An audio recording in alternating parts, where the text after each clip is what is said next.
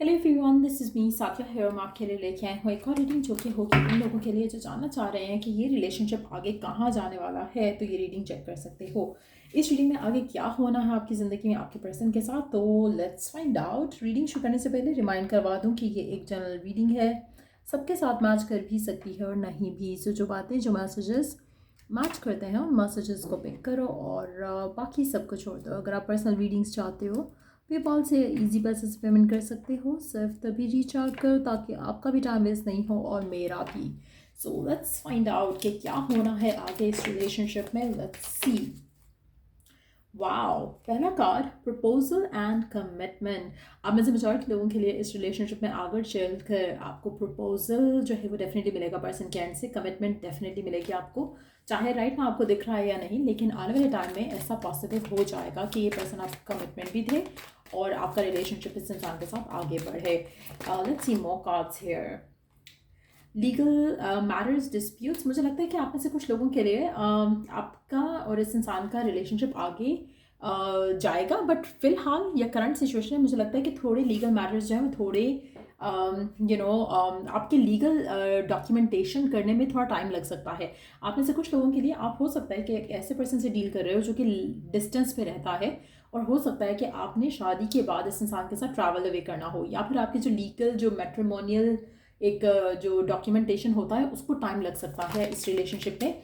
But definitely आपका इस इंसान के साथ बहुत अच्छा टाइम स्पेंड होने वाला है। मुझे लगता है कि आपकी सेक्सुअल लाइफ इस इंसान के साथ काफ़ी अच्छी रहेगी। आपका रिलेशनशिप शादी की तरफ लीड करता हुआ दिख रहा है और आपका बहुत अच्छा एक फेज़ इस इंसान के साथ शुरू होने वाला है।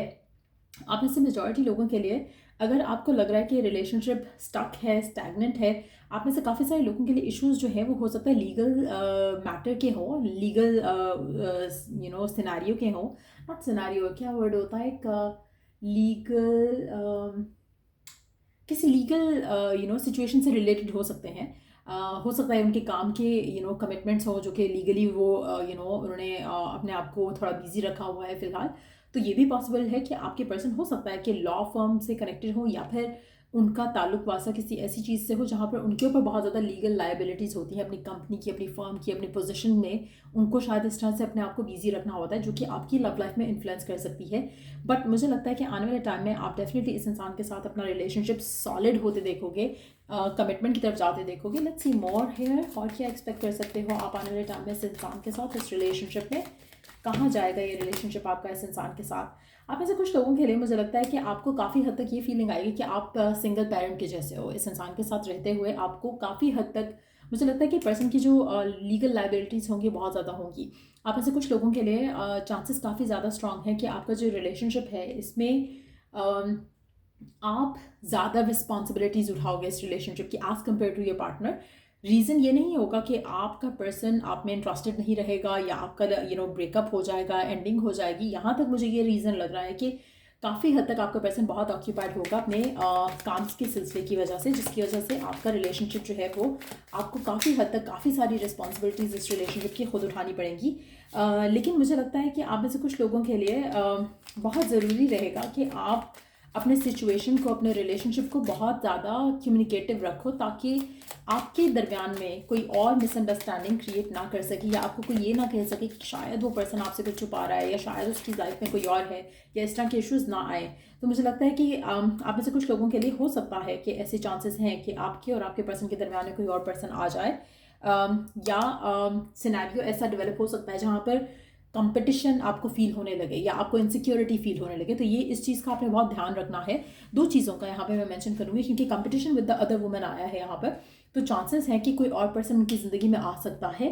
बट मुझे लगता है कि ज़्यादा ये पॉसिबिलिटी है कि आपका माइंड करप्ट करे कोई, और आपको आपको लगने लगे कि शायद आपका पर्सन कुछ छुपा रहा है, क्योंकि आप ज़्यादा रिस्पॉन्सिबिलिटी ले रहे हो कनेक्शन की और आप पर्सन को मिस करोगे, आप पर्सन के बारे में बहुत ज़्यादा सोचोगे। चांसेस है कि पर्सन हो सकता है कि आपका जो रिलेशनशिप है इसमें आपके पर्सन को ट्रैवल करना पड़े अगेन, जिसकी वजह से हो सकता है कि आपके मन में आए कि ट्रैवल डिले हो रहा है, या आप उस जगह नहीं जा पा रहे हो जहाँ पे पर्सन, जहाँ की पर्सन की नेशनैलिटी है। जो अगर आपके लिए कुछ डिलेज आएंगे तो आपके मन में खौफ ज़रूर आएगा कि शायद पर्सन चाह नहीं रहा, या डिसअपियर हो गया है, या साइलेंट हो गया है, और जिसकी वजह से आपकी जो रिलेशनशिप है उसमें इश्यूज आ सकते हैं, लेकिन आप में से मेजॉरिटी लोगों के लिए आपको अपने इनर नोइंग को लिसन करना है और पीसफुल रहना है। मुझे नहीं लगता कि आपके पर्सन किसी भी तरह से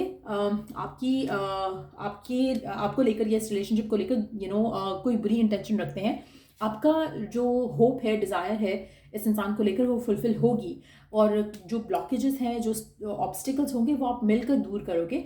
आपकी इंटीमेसी, आपकी बॉन्डिंग काफ़ी स्ट्रांग रहेगी और आपको वॉरिड होने की ज़रूरत नहीं है। आप में से काफ़ी सारे लोग, मुझे लगता है कि लोगों की बातों में आकर काफ़ी हद तक आपका जो रिलेशनशिप है वो इन्फ्लुएंस हो सकेगा इन अ नेगेटिव वे, लेकिन आपको रिलीज़ करना है, उनकी बातों को सर पे नहीं सवार करना है, अपने रिलेशन के ऊपर फोकस रखना है। सो काफ़ी चांसेस है कि ये रिलेशनशिप शादी की तरफ लीड करे और शादी से आगे आप दोनों के दरम्यान में इश्यूज आने के चांसेस काफ़ी स्ट्रांग हैं, क्योंकि आप दोनों के दरम्यान में दूरी होगी। आपका रिस्पॉन्सिबिलिटी शादी की जो है वो आप ज़्यादा निभा रहे होगे, पर्सन कम निभा रहा होगा। रीज़न बीइंग कि आप दोनों के दरम्यान में डिस्टेंस होगा, जिससे आपके रिलेशनशिप में थोड़ी डिफ़िकल्टीज आएंगी।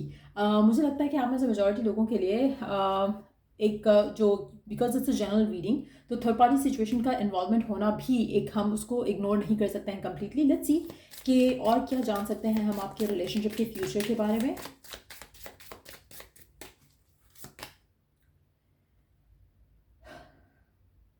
मुझे लगता है कि आप दोनों का रिलेशनशिप जो है वो जल्द शादी की तरफ जाएगा और शादी से पेरेंटहुड की तरफ जाएगा। तो बहुत स्ट्रॉन्ग चांसेस हैं कि आप दोनों का रिलेशनशिप बहुत ड्रीमी वे में आपको मैनिफेस्ट होता दिखेगा आने वाले टाइम में। लेकिन एट द सेम टाइम मैं आपको एक बात फिर मेंशन करूँगी यहाँ पर, आप में से वो लोग जो थर्ड पार्टी सिचुएशन में हैं ऑलरेडी और आपका रिलेशनशिप अभी आपको लग रहा है कि आगे नहीं जा रहा, चांसेस हैं कि आपकी शादी इस इंसान से हो जाए। इन दैट सिचुएशन जो थर्ड पर्सन यहाँ पे दिख रहा है वो हो सकता है इसकी फर्स्ट वाइफ या उसका पहला हस्बैंड हो सकता है।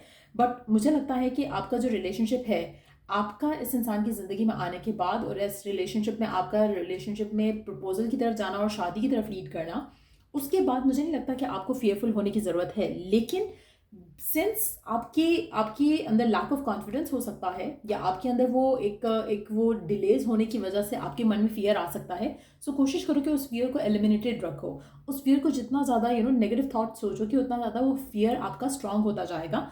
एक्चुअली में आपको अपने लव को फोकस करने की ज़रूरत है, एक्चुअली में आपको अपनी कम्युनिकेशन के ऊपर फोकस करने की ज़रूरत है, ताकि आपका रिलेशनशिप स्ट्रेंथन अप हो सके। जितना ज़्यादा फियरफुल होके, जितना ज़्यादा लैक ऑफ कॉन्फिडेंस होगा, लोगों की बातें सुनोगे, उतना आपका रिलेशनशिप ख़राब हो सकता है पर्सन के साथ। अगर मैं आपके रिलेशनशिप और आपके पर्सन की बात करूं तो आप दोनों की बॉन्डिंग काफ़ी स्ट्रांग रहेगी। मुझे नहीं लगता कि कोई इशू होना चाहिए। हाँ, अगर ऑलरेडी थर्ड पर्सन इन्वॉल्व है तो देन इशू हो सकता है। और तीसरा, अगर आप तीसरे लोग की बातें सुनकर रिलेशनशिप पे नेगेटिव सोचना शुरू कर दो, तो चांसेस हैं कि आपके मन में भी फियर आएगा, या आपकी लाइफ में भी आपको लगेगा कि हाँ, शायद उसकी ज़िंदगी में कोई और इंसान है जिसकी वजह से पेपर वर्क जल्दी नहीं हो रहा। सो इस तरह की सिनेरियो डेवलप हो सकते हैं कुछ लोगों के लिए। बट या ये थी रीडिंग आप लोगों की। अगर आपको हेल्प किया हो, गाइड किया हो, तो लाइक शेयर सब्सक्राइब जरूर करो। Till I do the next reading आप लोगों के लिए, टेक केयर, बाय।